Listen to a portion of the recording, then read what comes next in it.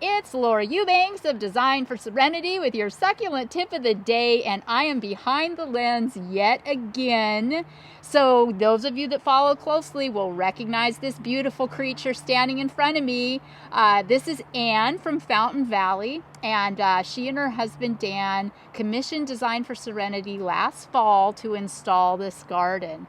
And Anne keeps me up to date via text message and will send me pictures from time to time, and I've been jonesing to get up here to do a walkabout and show you how this garden survived over the winter and is entering summer. And I'm headed up to Manteca today to do an installation and then up to the ranch. So they were gracious enough to say, yes, Laura, come on by and let's take a look. So Anne, thank you so much for having me today. The garden looks absolutely spectacular. Honestly, you guys, it looks like she and Dan have gone through here with a Hoover. There is not a weed or a errant leaf or piece of detritus in sight. These are people after my own heart. So how's your experience been over the last few months with the garden, Anne? It's great. See a weed, pick a weed.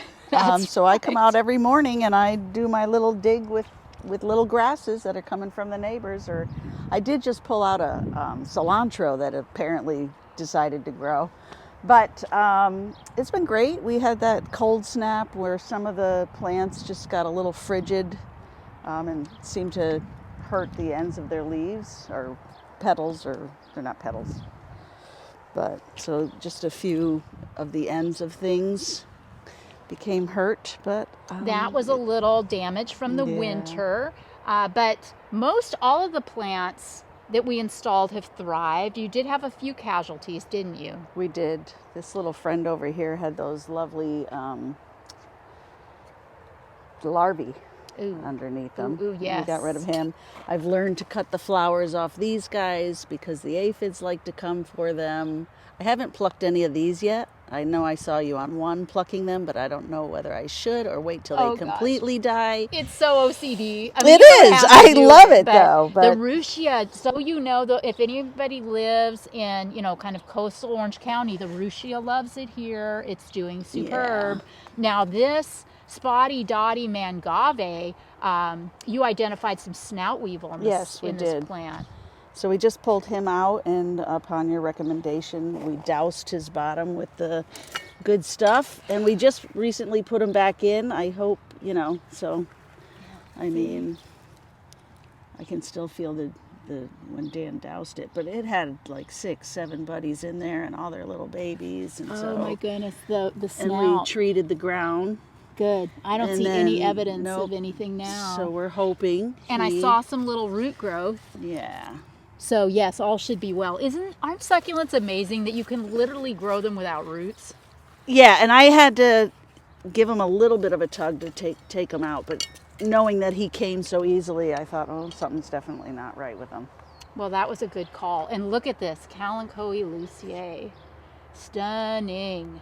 And I just kind of go around everybody and see if we've, snails. I caught those guys early when they first came in, so we put some bait down for the snails, and I just say hello to them all and give them a little touch. And you are out here every day, every morning. And it shows. Here's a neat combo. This is cotyledon mint truffles, and the, oh my gosh, this is the sedum,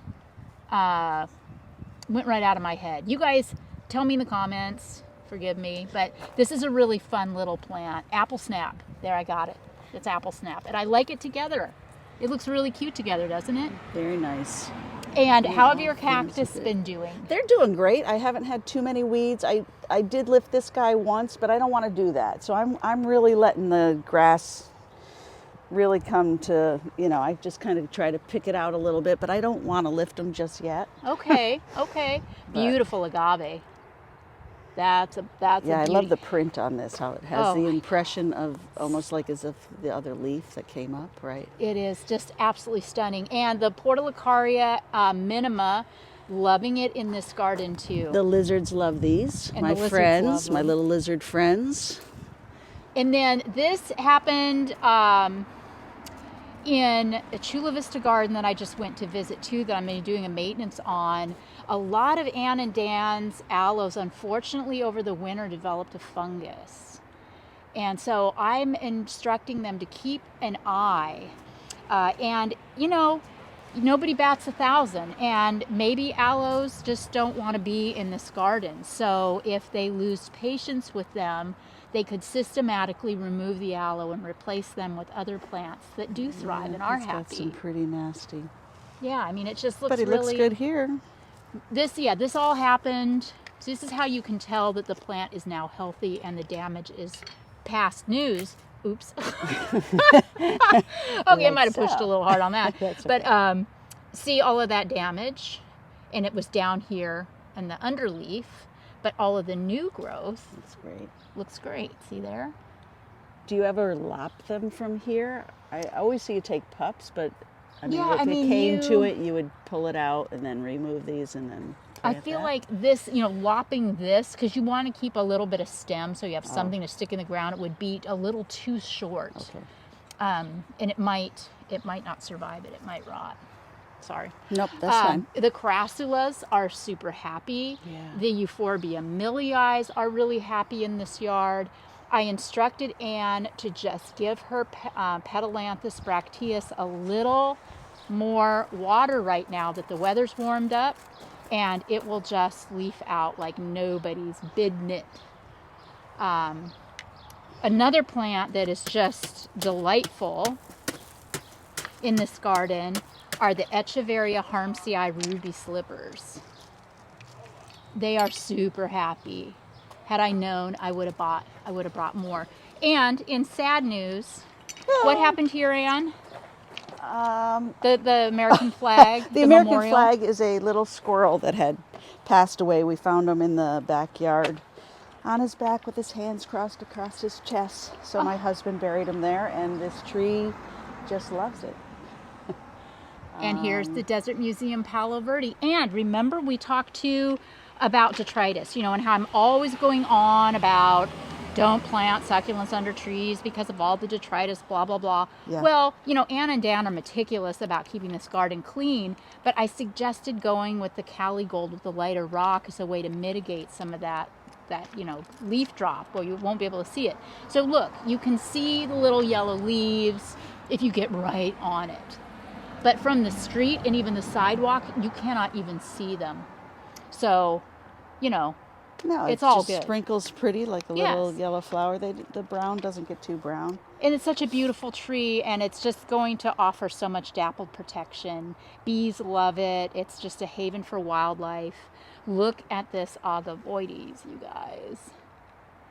Bam. So that would be another one that I would encourage you to add if you are so inclined, if you're looking for a replacement plant. In this smaller garden, we want to choose things to bring in that are lower profile, that aren't necessarily going to go all columnar on us and get really tall. Over here in this middle section, we did an aloe, and it's so interesting. This is what side is this again? North side? This is Yes, this is north. Yeah, and then Dan was saying that on the other side, where the sun hits it harder, it's a lot more scarred from that darn Bainesii fungus. Yeah. So luckily, its butt is the scarred part, and the part that people see from the street looks pretty darn good. So that's wonderful. I brought also this little agave sun glow from my garden, and I'm so thrilled to see how stunningly beautiful it is and how well it's doing. It's just wonderful. And all of our little mammillarias that we brought are thriving. Those have done well. We've got one, and then two. Here's another one over here. So pretty. How much trimming are you having to do on the portulacaria? I have not done any. Should I? Oh, no. I just... I have not. Oh, good. It is fine. Again, the lizards like it. Everybody is healthy, and I find that if I touch it, it breaks. So I just kind of leave it alone. Well, it can be prolific, and some folks have complained that it's a lot to keep it trimmed. The minima grows slower. That's the green one. Okay. And if this becomes too much, that's another plant that you can say, you know what, never mind. If it just gets to be too much of a chore to keep trimming it back. I come and check for weeds. I follow the ants. I mean, you know, we live on an ant hill and in California here. So I kind of see where they're going and what's happening. And then just kind of touch and feel everybody to make sure they feel good. Well, you are doing it, that's for sure. This was a garden too where Ann and Dan, you know, allowed us to spend some money on the rock. And boy, is it stunning. Yeah. All these rocks, just so beautiful. This euphorbia snowflake Rita is another pupped. Yeah, spectacular plant. This would be another cool addition to add more of these because they do come in different colors and types. And the little flowers on them were so cute. And the flowers are very cute. Mangaves, you know, once we get the snout weevil under control, are also another great option. There's a lot of varieties. So if you catch if you're at a nursery and you see a new variety that you don't have, that would be another one to add in. And the sunburst aeonium, spectacular. Probably won't be as spectacular in the hottest part of the summer, but it is superb, and it's doubled in size since we installed it. You know, over here we noticed in the Dazzlerian longissimum, this is a plant, you know, this end stuff, you know, it turns a little bit brown at the tips. See how that just cracks off? Not a big deal, but you want to go down and look at the new growth. And at some point it had, you know, a little infestation of sooty mold. So this would be good to hit with insecticidal soap just as a precaution, because you can kind of see how it affected the new growth down there. But it's fine. I mean, it's not in any danger of dying or anything. And the Pilosoceras azuris, beautiful. These blue cactus, just absolutely stunning. These are our calimulars. This Kalanchoe bracteatus. One of you asked me why I don't use the blue copper spoons more, only because it's not as easy to find. And this is a plant that is clearly loving life in Ann and Dan's Fountain Valley garden. There's some more of it right there. And the agave blue flames are doing just dandy. There's a few of those in this garden too.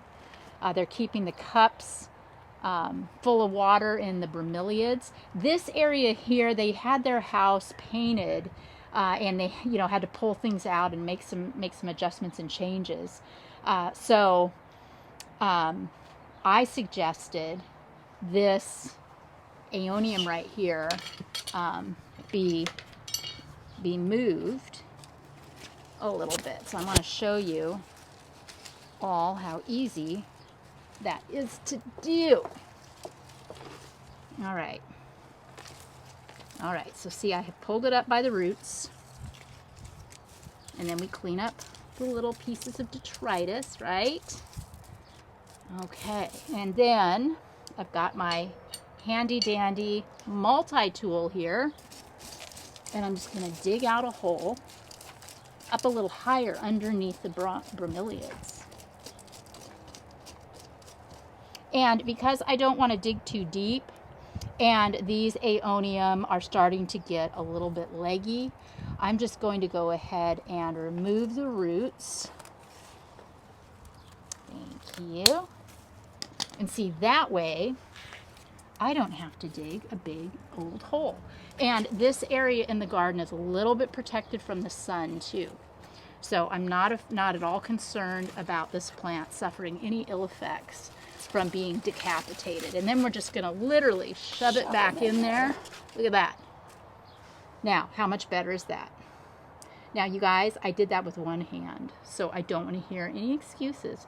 If you've got a plant that's looking a little funky, just move it. Remember, you are the daddy. Now, these copper spoons, these are the cousin to the bracteatus, the blue one. You can see that they got a little hammered in the wintertime, and now this new growth, the spring growth, is perfectly content and very happy and very beautiful. So I'm confident that these are going to acclimate and do really, really well. Yeah, so that's my story. Absolutely thrilled. And the garden is so spectacular. And this, this is another aeonium here. It's as big, that thing is huge. Huge, absolutely gigantic. So yes, don't hesitate anytime with those aeoniums to rip them out, cut off the roots and shove them back in places. Cutting off the roots will cause the ends to turn a little red, and it will also inhibit that growth. Oh, look how they grow. That's interesting. Yeah, look at all those babies. Wow. So pretty. Oh my gosh, you guys. So this is 6 months in, and like I said, oh, there's another ruby slippers. I just couldn't be more thrilled with how this garden is growing and the wonderful care that Ann and Dan are providing. Dan is very interested in adding Dudleya and California native plants, succulent plants, to the garden. So he's identifying little nooks and crannies where he can stick in his little Dudleyas. Here's one right here. How cute is that? And, I always encourage my clients up to a point to make the garden their own. As long as they don't completely change the footprint. I'm holding them back. Yeah, Dan's holding him back, but by all means, have fun. Here's a lavender lady mangave that's doing so well, and look at, she has thrown off a pup. And then also want to pay homage to our aloe Hercules. Bless him, he did not develop the fungus that his little cousins did, thank God. And then over here, of course, we've got the Dazzlerian longissimum, and then the aloe Bainesii. So those are our 3 big plants, along with the Bracteus over there by the wall, and then, of course, our beautiful Desert Museum Palo Verde.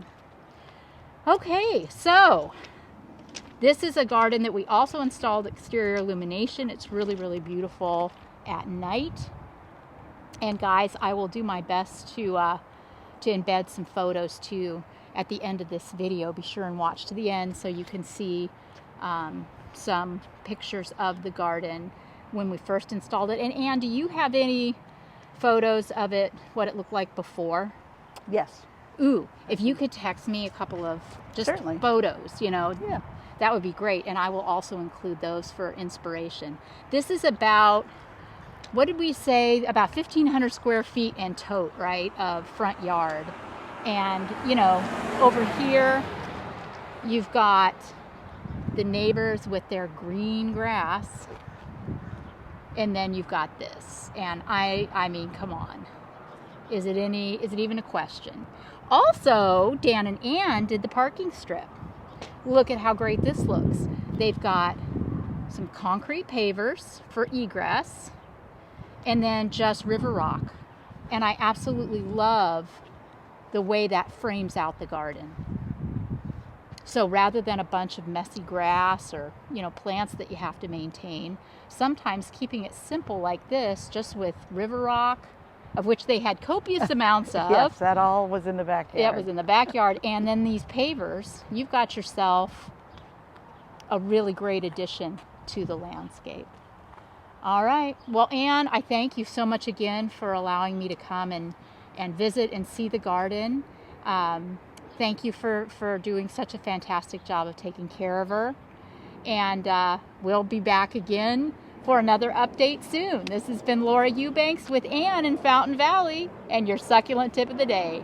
Bye, guys.